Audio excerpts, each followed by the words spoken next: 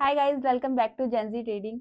सो guys, जैसे कि आपने थंबनेल में देखा, आज का टॉपिक है how to find out real value of the company. कई बार क्या होता है, कंपनी अपनी फाइनेंशियल स्टेटमेंट में अपनी रियल वर्थ को नहीं शो करती, उसको बहुत कम वैल्यूएशन पे दिखाती है, जिसकी वजह से वो अंडर वैल्यूड कहलाया जाता है।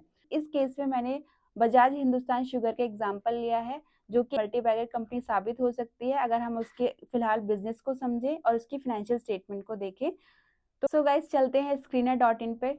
वहाँ पे मैं आपको प्रॉपर बजाज हिंदुस्तान शुगर का कंप्लीट एनालिसिस बताऊंगी, कंपनी का बिजनेस बताऊंगी और साथ ही साथ कंपनी की बुक वैल्यू बताऊंगी कि फिलहाल वो कंपनी कितनी बुक वैल्यू पे ट्रेड कर रही है और उसकी एक्चुअल वर्थ है क्या। तो गाइस, चलते हैं स्क्रीन। रेवेन्यू जनरेट होता है शुगर से, उसको 76% का रेवेन्यू जनरेट होता है, पावर से 12% का और डिस्टिलरीज से 11% का। कंपनी की इन्वेस्टमेंट ये हैं जो कि हम देख सकते हैं कि the group has implemented a power project under Bajaj energy and commission a 1980 megawatt project under Lalitpur power generation company limited. तो कंपनी ने इन्वेस्टमेंट किया हुआ है दलितपुर पावर जनरेशन कंपनी में, ठीक है। और कंपनी का प्लेज कितना है? The promoters hold 25% of share holding and 100% of shares are pledged. तो गाइज, जैसे कि हम इन्वेस्टर सेक्शन में देख सकते हैं, प्रोमोटर्स के पास 25% का पार्टनरशिप है कंपनी की टोटल ओनरशिप में, ठीक है। और उस 25% का जो पार्टनरशिप है उसका 100% शेयर प्रोमोटर्स का प्लेज्ड है। सो गाइज, ये हमने यहाँ से जान लिया। उसके बाद आते हैं टॉपिक पे। तो गाइज, जैसे कि इसमें लिखा है कि कंपनी के पास 14 शुगर फैक्ट्रीज हैं, 14। तो एक शुगर फैक्ट्री की, एक शुगर प्लांट की जो एक्चुअल वर्थ है वो लगभग 2500 करोड़ का है। तो 14 शुगर प्लांट्स ऑलमोस्ट 25,000 करोड़ का हुआ। और एक प्लांट जो है वो लगभग 700 टू 800 एकर्स में फैला हुआ है, ठीक है। इसको मैंने ये सब चीज़ कहाँ से जानी? गूगल से।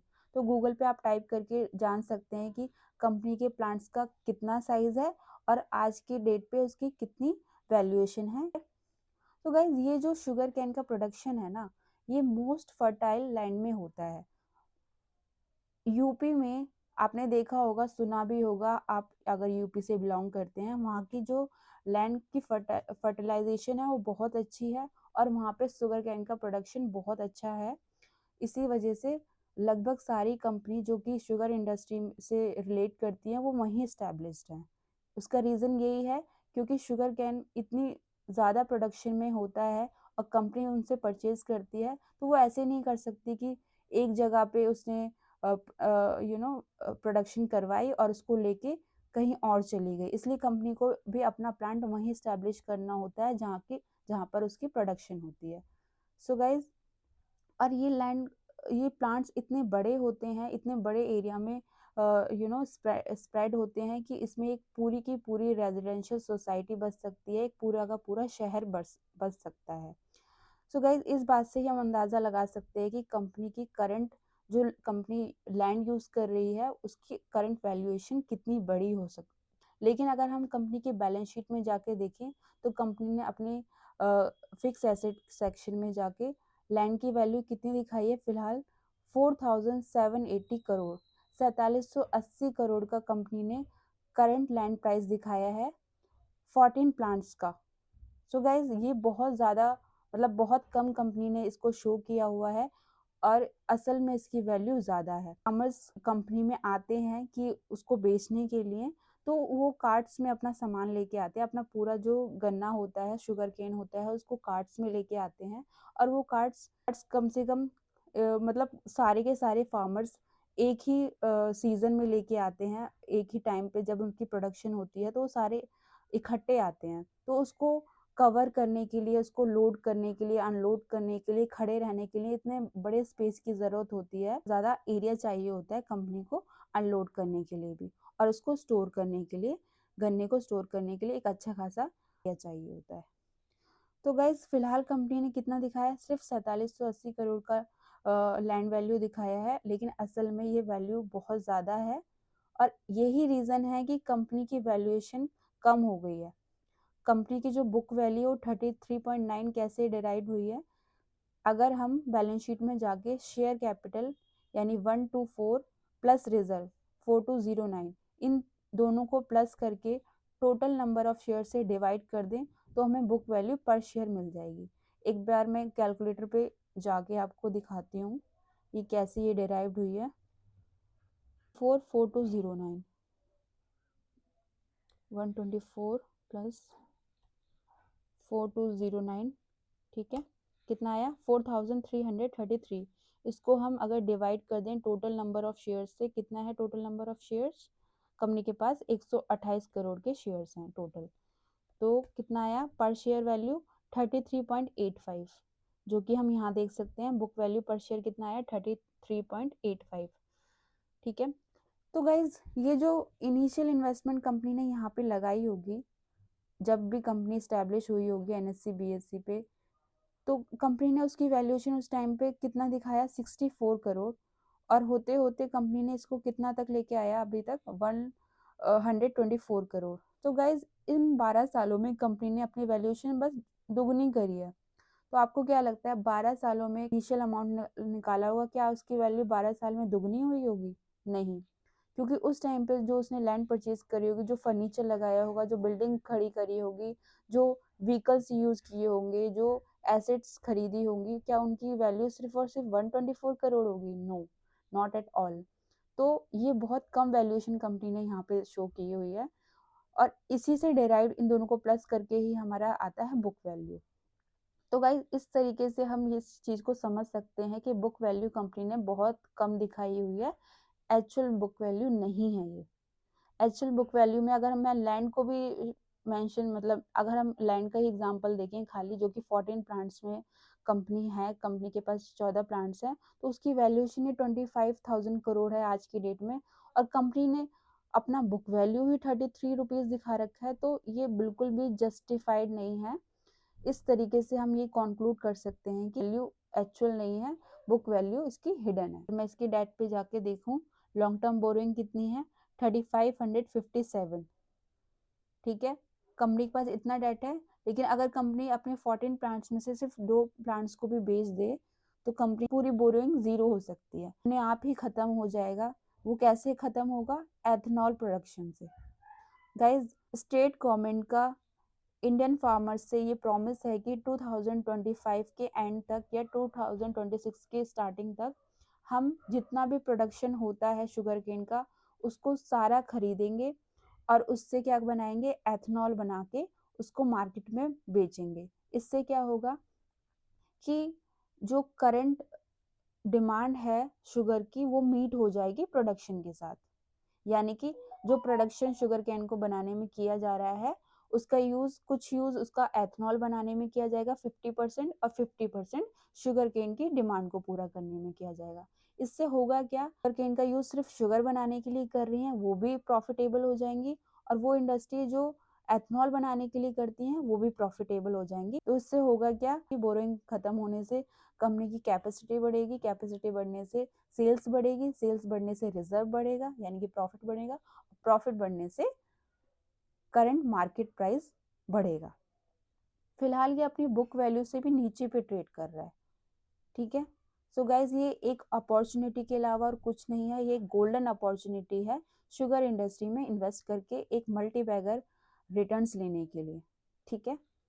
गाइज जैसे कि अब से 6 साल पहले पेपर इंडस्ट्री में भी यही आया हुआ था, उसका भी रिवाइवल इसी तरीके से आया था। पहले पेपर का यूज सिर्फ स्टेशनरी बनने में होता था, लेकिन हमें लगता था कि जैसे डिजिटलाइजेशन होगा वैसे वैसे पेपर का यूज खत्म हो जाएगा, लेकिन हुआ क्या, इसका उल्टा हुआ। और इसका उल्टा कैसे हुआ? Amazon, फ्लिपकार्ट, रेस्टोरेंट, ये जितने भी कंपनीज हैं इन्होंने क्या किया, पेपर का कंजम्पशन बहुत ज़्यादा बढ़ा दिया। कैसे? अमेजोन में हम जो भी ऑर्डर करते हैं वो सारा का सारा ऑर्डर किस में आता है, पेपर बॉक्स में। फ्लिपकार्ट का प्रोडक्ट किस में आता है, पेपर बॉक्स में। रेस्टोरेंट में जो भी हम बर्गर खाते हैं, पिज़्ज़ा खाते हैं या कॉफ़ी पीते हैं वो किस में आते हैं, कॉफ़ी मग्स में आते हैं, बॉक्सेस में आते हैं। तो गाइज पेपर इंडस्ट्री में इसी तरीके से रिवाइवल आया था। उस टाइम पे पेपर इंडस्ट्री का डेट बहुत ज़्यादा था, लेकिन जैसे ही पेपर की डिमांड बढ़ी, उसी के अकॉर्डिंग उसका नेट प्रॉफिट बढ़ गया, नेट प्रॉफिट बढ़ने से उसका बोरोइंग कम हुई, बोरोइंग के कम होने से शेयर प्राइस इंक्रीज हो गया।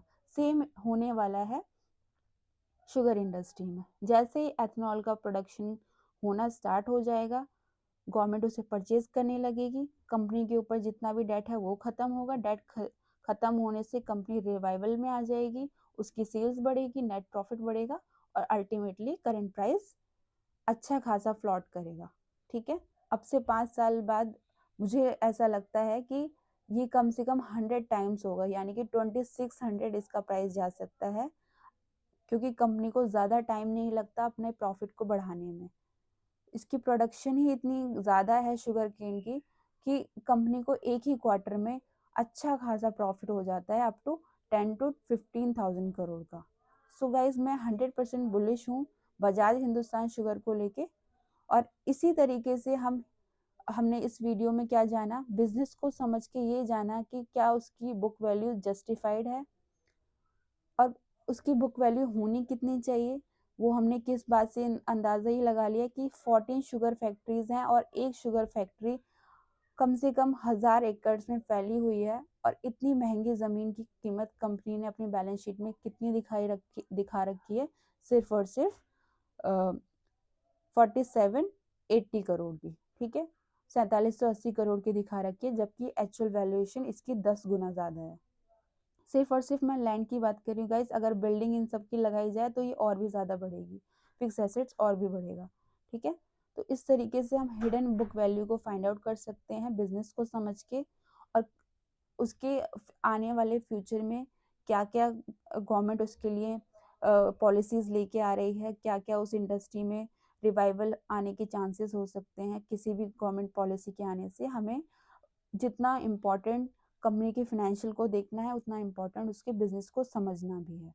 तो गाइज, ये था मेरा proper analysis on sugar industries, जिसमें मैंने शुगर इंडस्ट्री का हेल्प लेके आपको हिडन बुक वैल्यू देखना सिखाया और साथ ही साथ इंडस्ट्री के बिजनेस को समझना सिखाया। So guys, thank you so much. आगे आने वाली वीडियो में हम जाएंगे पी रेशियो को समझने की, पी रेशियो क्या होता है। ठीक है, जब तक बने रहिए, अच्छे से इस वीडियो को दोबारा देखिए, बिजनेस को समझिए और अपनी एनालिस्ट को जितना हो सके बढ़ाइए। बिजनेस को समझने में उतना ही टाइम स्पेंड करिए जितना कि कंपनी की बैलेंस शीट को देखने के लिए आप करते हैं। किसी भी कंपनी में इन्वेस्ट करने से पहले उसकी फाइनेंशियल, उसके फंडामेंटल्स दोनों को अच्छे से एनालिस्ट कीजिए। उसके बाद ही उसका चार्ट देखिए, चार्ट में अगर पैटर्न बन रहा है उसके हिसाब से ही ट्रेड कीजिए। अगर मैं आपको इसका चार्ट दिखाऊं एक बार, यहाँ पे जाके ट्रेडिंग व्यू पे,